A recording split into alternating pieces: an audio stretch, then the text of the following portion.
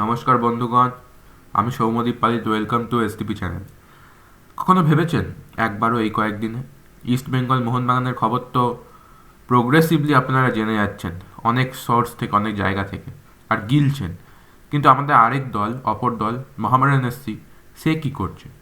সেও তো একটা প্রাচীনতম ক্লাব ভারতবর্ষের, একটা রেসপেক্ট অফকোর্স তারা বহন করছে।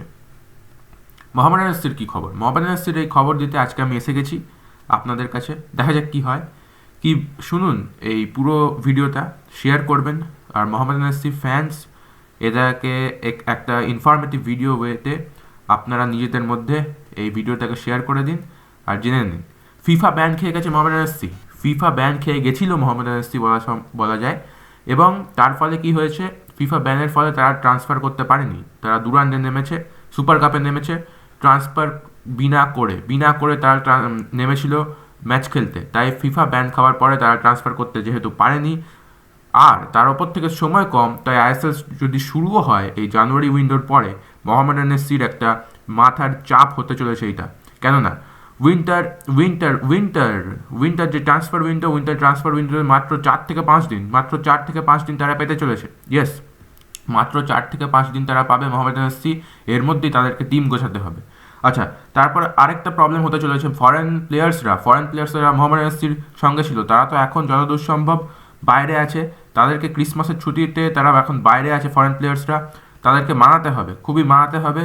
এবং দেখা যাক কে কোন প্লেয়ার্সরা উঠে আসে মোহামেডান এফসির জন্য এই খারাপ সময়ও। দেখা যাক কী হয়।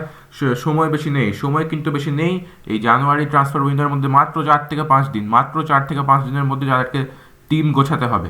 খুবই মাথা ব্যথার চাপ, এটা মাথা ব্যথার কারণ হতে পারে মোহামেডান এফসির জন্য। রবি হাঁসদা একটা এখন কারেন্টলি বেঙ্গলের সব থেকে বেস্ট প্লেয়ার, ওয়েস্ট বেঙ্গল সব থেকে বেস্ট প্লেয়ার। বিএসএল সে HR, royal city, Malda and মুর্শিদাবাদকে রিপ্রেজেন্ট করে, ওর জন্য খেলছে। বিস্ময়করভাবে দারুণ খেলছে। রবি হাঁসদাকে তো মোহামেডান এফসি পাচ্ছেই, একটা বিগেস্ট একটা এটা প্রফিট হতে পারে মোহামেডান এফসির জন্য। কিন্তু তার উপর থেকে আমি বলতে চাই, মোহামেডান এফসি ছাড়া কোন ভারতীয় ট্যালেন্টকে উঠিয়ে আনবে মোহামেডান এফসি জানেন আপনারা যে ট্যালেন্ট উঠিয়ে আনে ডেভিড, ইদানিং ট্যালেন্ট যারা যে এখন ইস্ট বেঙ্গলে দাপিয়ে বেড়াচ্ছে, ডেভিড লালহাসাঙ্গা, সে কিন্তু মোহামেডান এফসি থেকেই উঠেছিল। তাই মোহামেডান এফসি এখন ইন্ডিয়ান ট্যালেন্টকে কতটা নিতে পারে তার ওপর অনেক প্রশ্নচিহ্ন উঠে আসছে। কেননা প্লেয়ার রেজিস্ট্রেশন করতে অনেক প্রবলেম হতে পারে মোহামেডান এফসির। আচ্ছা, তারপর বলে রাখি, মোহামেডান এফসি রেলিগেটও হতে পারে, প্লেয়ার্স নিতে পারবে না। পারফরমেন্স দেখা যাক কী হয়, বোধহয় একটু খারাপই হবে, কারণ প্লেয়ার্স এরকম আসতে পারবে না। আর আইএসএল এবার বলছে যে একটা রেলিগেশন সিস্টেম হতে পারে, কেননা ভাগ করে দেওয়া হচ্ছে, আর সেই ভাগে লাস্টের 6টা দল রেলিগেশন ওয়েতে খেলবে। একটা প্রপোজাল এটাই বলা হয়েছিল।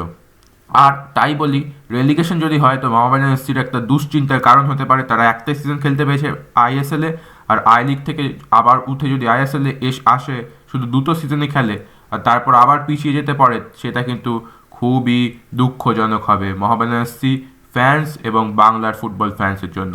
অসংখ্য ধন্যবাদ এই ভিডিওটা দেখার জন্য। আশা করি শেয়ার করবেন, লাইক করবেন, কমেন্ট করবেন এবং সাবস্ক্রাইবটা প্লিজ টিপে দেবেন, কেন অনেক মেহনত করতে হয় শুধু এই ভিডিওগুলো আপনাদের দেওয়ার জন্য। ধন্যবাদ।